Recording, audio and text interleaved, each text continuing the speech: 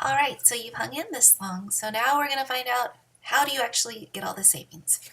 Well, remember when you were a kid and you played the game where all the cards were turned over and then you tried to find matches? And if you found the matches, you won. Okay, that's all that couponing is. What you're trying to do is match up a sale price with either a manufacturer's coupon or a coupon from a store. Ideally, you get all three and then you save the most money. So, how would you do this? Well, there's two ways to do it. There's the old-fashioned way, which I'll show you in a minute, but the easiest way is to find a blog for your local area or website that does all the matching up for you. We have a great one here in Seattle called Coupon Connections that I love. It lists all the major stores in our area. It lists the sales each week based on what comes out in the newspapers. And then this incredible woman puts underneath each item if there's a coupon for it. If it's an online coupon, there's a link that will just take you right there to print the coupon. Or if there's a paper coupon that's been issued, what flyer it came out in so that you can see if you have the coupon already in your binder. She also goes through and highlights what are super good deals not to miss. So what you're going to want to do is do a Google search for coupon matchups and then either the name of your city or the county you live in and find one of these blogs. This will save you hours of time because you can go directly to the list of the store that you're looking for. You'll see what are the good deals that week, and then you'll see if there's anything your family could use in their pantry. And from there, you just print out that list, you gather up your coupons, and then you go to the store. Now, what if you don't have access to the internet for one of these web pages? Well, you can do it the old-fashioned way. Sorry about that, I had a little one calling. Okay, so if you don't have one of these blogs, how could you do it manually? Well, what you want to do is get your grocery store or Target, whatever store that you like, their sales flyer. And what you want to do is you want to look through it to see what's on sale that your family could actually use. We're not going to buy 67 bottles of mustard because you don't need 67 bottles of mustard. Just what you actually could use. And remember, just because it's on sale, for example, DiGiorno's 2 for $10, they're usually only about $5 anyway. That's not the best deal. But here, for example, is Swanson's chicken broth, buy one, get one free. Well, if that's something you use, that's something to look into. Do you already have a coupon for Swanson's chicken broth? Or can you get one online? I took advantage of a sale like this and was able to get these nice size containers for $1 a piece. So I bought 10 of them because we will definitely use this. So what you want to do is go through the flyer with that in mind. What's really a good deal? What will my family actually use? Will I have additional coupons for this item?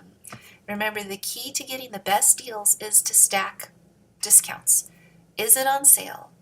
Do you have a manufacturer's coupon? Do you have a store coupon? If so, put it on your list. So you can see my grocery list for today. I don't know how well you can see it. It only has a few items on it.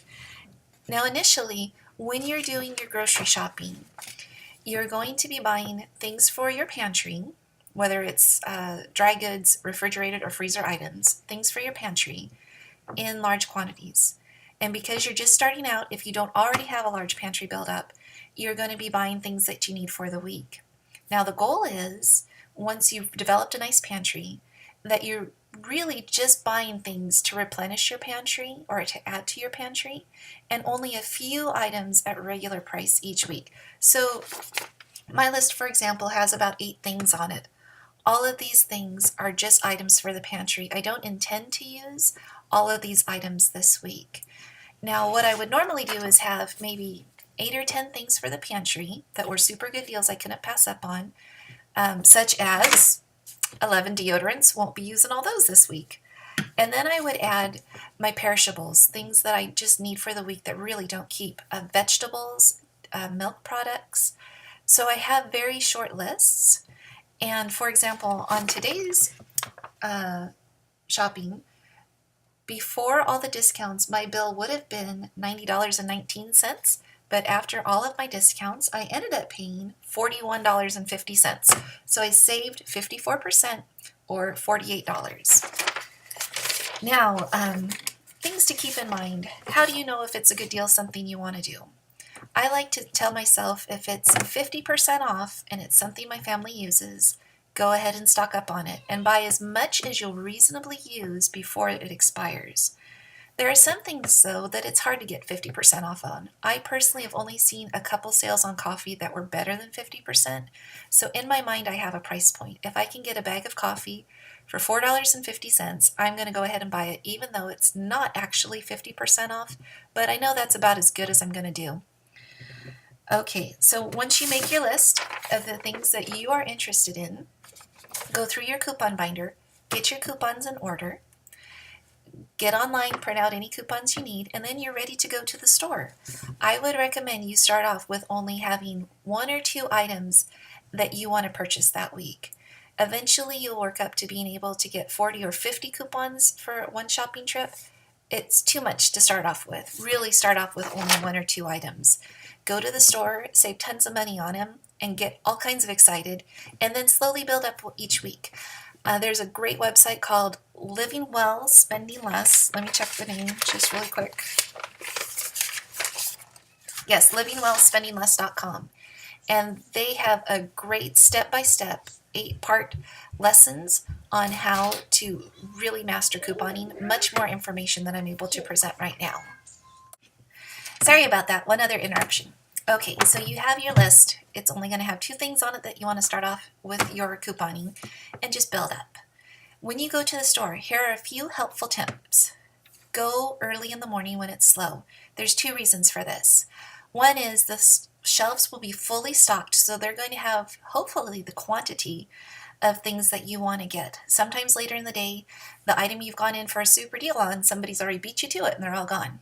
The other thing is, you want to go when the store is slow because it's going to take you a while to check out, especially once you have a handful of coupons. You will take the longest of any customer that checker has that day, so you want to go when they're refreshed and happy. Also, be very happy and friendly to your cashier.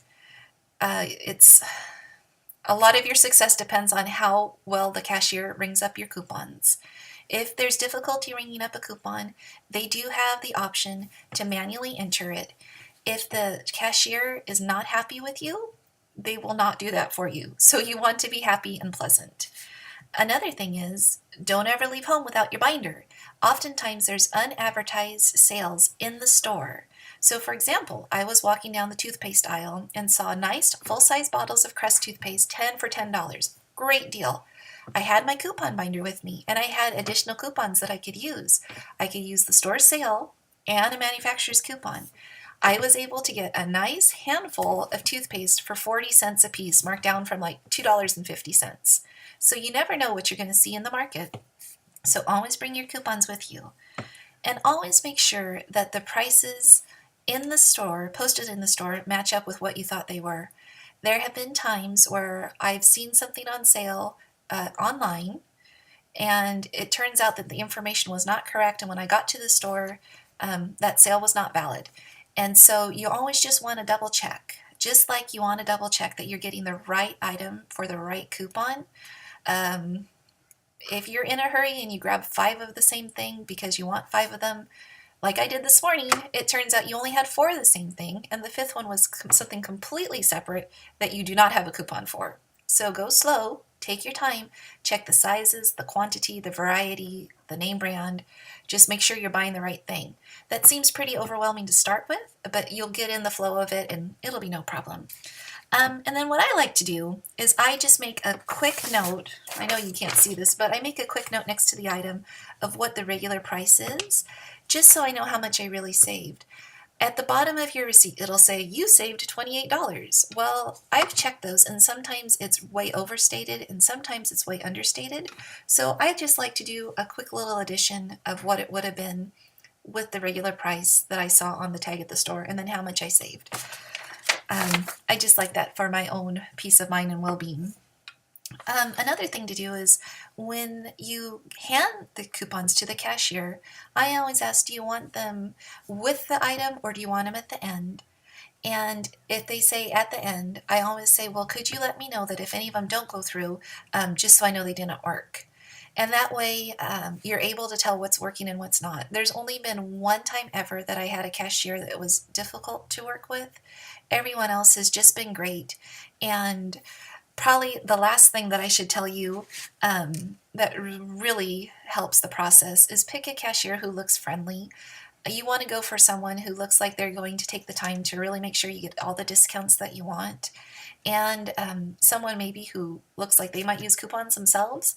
Some of the cashiers I've had have been as excited as me to say I saved 50% or more on my total purchase.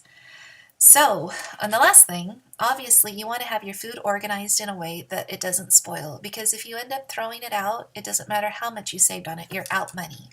There's a great app called Prep and Pantry that I use. It's totally neurotic and OCD, but I scan the barcode on each item and I enter it into a list, and it will pop up reminders of when items are going to expire. It's an OCD thing. You can come up with something much more simple than that, but that's just what I happen to use. So that is the wealth of my knowledge that I've gained over the past 4 months about couponing. If I haven't totally blown your mind yet, I highly encourage you to check it out. Last month, I was able to save $362. My goal was that I would save enough money to pay for my car each month, and my car payment was covered last month with just the money I saved on groceries that I would have bought anyway for my family. It's a great way to save. If you're interested, check out Pinterest and Google for more ideas, but this is just the basics of it. Okay, happy saving!